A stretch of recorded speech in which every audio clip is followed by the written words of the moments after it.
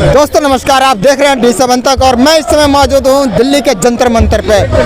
जैसा कि आप देख सकते हैं, बिहटा औरंगाबाद रेल जो परियोजना को लेकर बार बार प्रदर्शन हो रहा है और यहाँ पे जो है एक बार नहीं कई बार हुआ प्रदर्शन। और जो मुख्य अतिथि हैं जो है राजेंद्र सिंह यादव जी, आइए उन्हीं से बात करते हैं। राजेंद्र सिंह यादव से, जिन्होंने कई बार इसी जंतर मंतर धरती पे प्रदर्शन किया है, लेकिन क्या वजह है कि इनकी मांगें पूरी नहीं हो रही है। देखना पड़ेगा आखिर सरकार क्यों नहीं इनकी बात सुन रही है, क्या वजह है, क्या समस्या आ रही है जो बिहटा औरंगाबाद को लेके रेल जो परियोजना है वो पूरा नहीं हो रहा। नहीं, ये तो मेरे समझ में नहीं आ रहा है कि प्रधानमंत्री जी कहाँ हैं और रेल मंत्री जी किस नशे में हैं। कैसी नींद उनकी है कि देश की जनता आज 14 वर्षों से सड़कों पर, और आपने अभी देखा होगा, आपको मैंने न्योता दिया था कि हम रेल आंदोलन करने जा रहे हैं, पदयात्रा करने जा रहे हैं, सत्याग्रह करने जा रहे हैं। हम लोगों ने बिहटा से औरंगाबाद से बिहटा तक पदयात्रा किया और पदयात्रा वो सत्याग्रह के रूप में था। और सत्याग्रह में हम लोगों ने 5 दिन कहा कि आप घोषणा करिए कि आप राशि दे रहे हो कि नहीं दे रहे हो, आप रेल बनाओगे कि नहीं बनाओगे। लेकिन 5 दिन तक रेल मंत्री का और रेल विभाग का एक चादरा अधिकारी और पदाधिकारी भी शोध नहीं लिया।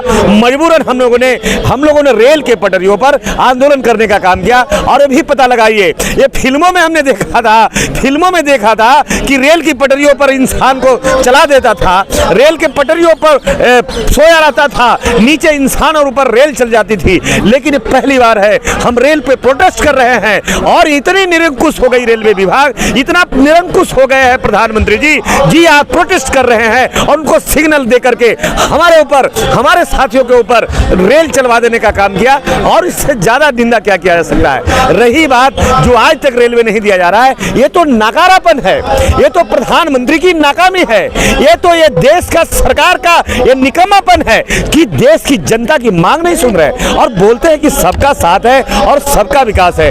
आप अगर सबका साथ है और सबका विकास होता, आप मुझे बताइए इससे पीछे की योजना आप इसी भारत में, इसी देश में आप मेट्रो का सपना दिखा रहे हैं, इसी भारत में बुलेट चलाने की बात कर रहे हैं, इसी भारत में वंदे भारत चलाने की बात आप कर रहे हैं। लेकिन आप बताइए प्रधानमंत्री जी, आप किसके लिए मेट्रो और वंदे भारत चलाना चाहते हो। अरे देश की आज भी आजादी के 75 साल की जन्म बीतने के बाद भी आम आदमी अभी तक साधारण रेल नहीं देखा है। आज तक रेल आपका डीजल इंजन, इलेक्ट्रिक इंजन का आप 50-60 की गति में चलने वाली ट्रेन नहीं देखा है। आप कहां सपना दिखा रहे हो बुलेट का। इसलिए हम प्रधानमंत्री जी को जब बजट का समय आता है, जब बजट की समय बात आती है, तब उस समय पर हम लोग जंतर मंतर से लेकर के अरवल के अंदर, औरंगाबाद के अंदर, बिहटा के अंदर, पटना के अंदर हम सड़कों पर होते हैं। आपने देखा होगा जब हमारे ऊपर रेल ये जो दमनात्मक कार्रवाई हुई, जब सड़कों पर जब हम लड़ते लड़ते रेल के पटरियों तक गए, रेल के पटरियों पर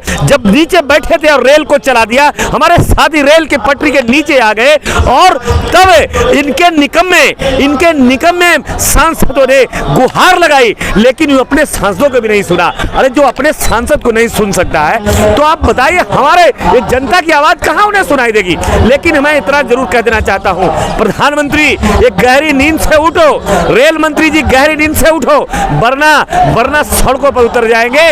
सड़कों पर आपको उतर करके जब हम अपनी शक्ति प्रदर्शन करेंगे तो कल ये नहीं कहना कि आपने कानून को हाथ में ले लिया। हम कानून को सम्मान करने वाले लोग हैं, हम कानून को इज्जत देने वाले लोग हैं।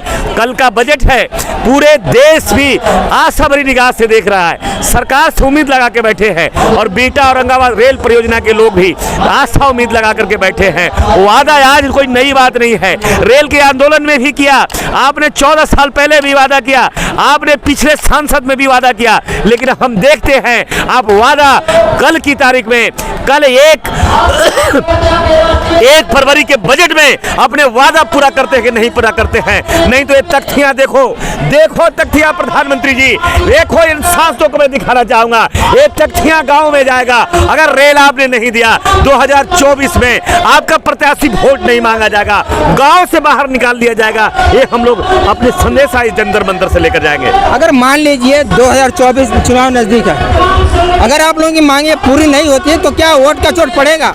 वोट का चोट के लिए ही हम यहाँ आए हैं कि अगर आप इसे नहीं माने तो हम ये सरकार बदल देंगे, हम ये सांसद बदल देंगे, हम रेल मंत्री बना देंगे और उन रेल मंत्री से फिर हम अपनी रेलवे लाइन को बिछा लेंगे। हमें उम्मीद लेकर के आए हैं। भारत में आज भी हमारे साधु बबली कुशवाहा जी कह रहे थे कि जब सड़कें सुनी रहती है वो संसद आवारा होता है। आज ये सड़कें भी सुनी करने का काम किया और संसद भी आवारा हो गया। आज उस संसद में जनता का काम नहीं होता, आज उस संसद में जनता की मांग उम्मीदें पूरी नहीं होती। आज ये बड़ा अफसोस की बात है पत्रकार साहब। जैसे देखा जाए जो रेल बजट होता है करोड़ों में पास होता है, लेकिन फिर भी बिहार को विकास नहीं मिल रहा है रेलवे का। बताओ फिर नीरव मोदी के लिए पैसा भगाने के लिए आपके झोले में पैसा कहां से आया? आपने भारत में पीएनबी का घोटाला करा दिया, आपने स्पेक्ट्रम करा दिया, आपने रक्षा सौदे के खरीदी में खरबों खरब रुपया ला दिया, इस देश में नोटबंदी करके पूरे भारत में भाजपा का कार्यालय बना दिया। आपको उसके लिए पैसा है, लेकिन आपको रेलवे लाइन बनाने के लिए पैसे नहीं है, आपके लिए मेट्रो के लिए पैसे है, आपके पास बुलेट के लिए पैसे है, लेकिन एक साधारण रेल इस देश की जनता को नहीं मिले। आज भी वहां की जनता रेल देखी नहीं है। आज भी आजादी के 75 साल के बाद ये बहुत चिंता की बात है। जो मन का बात भारत का प्रधानमंत्री बात करते हैं, वो मन की बात में एक बार उस क्षेत्र के भी लोग को मन की बात एक बार करते और पूछते। आज बड़ा ये चिंता की बात है। जब मोदी चुनाव लड़ते हैं तो बुलेट ट्रेन के शुरू में बात किया था, क्या वो बुलेट ट्रेन का सपना ही रहेगा क्या? देखिए, आप जिसकी बातें कह रहे हैं ये प्रधानमंत्री कम है और भारतीय जनता पार्टी के नेता कम ज्यादा हैं। आपने देखा नहीं देखा?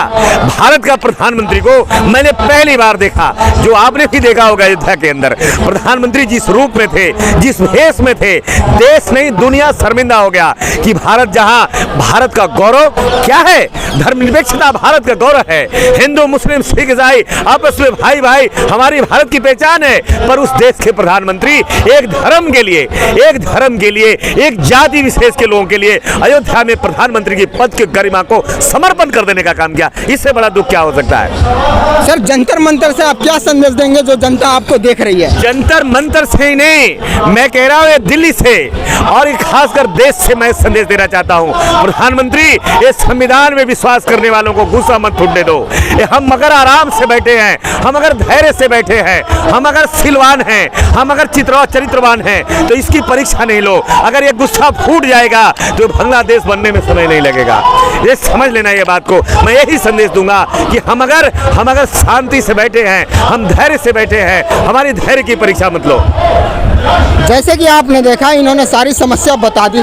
अगर इनकी मांगे जायज है तो वीडियो ज्यादा शेयर करिए। देखते रहिए D7 तक, अबरार अंसारी साथ D7 तक, जंतर मंतर दिल्ली।